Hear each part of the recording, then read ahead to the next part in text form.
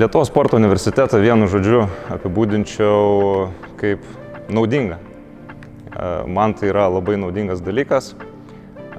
Šitos studijos, jos tikrai suteikia daug žinių. Suteikia žinių ne tik tais tiesioginė ta prasme, kad išmokau, kaip reikia treniruoti, bet daugiau gal nukreipimas, kur reikia ieškoti informacijos, kaip ją pasinaudoti, su kuo kontaktuoti.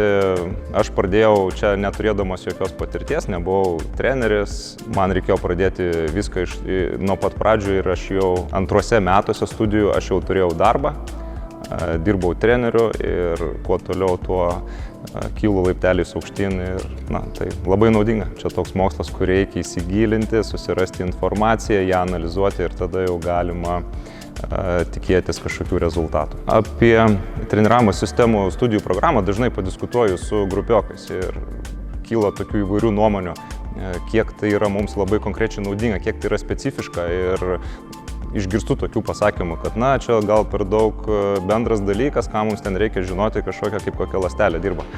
Bet iš tikrųjų viskas yra susiję. Jeigu mes žinom pagrindus, fundamentalius dalykus, mes galime apkeliauti prie labai konkrečių dalykų, prie treniravimo.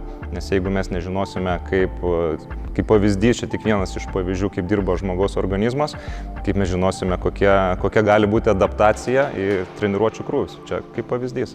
Tai aš manau, didžioji dalykų dalis yra naudingi, net įskaitant akademinę komunikaciją, kritinį mąstymą ir taip toliau.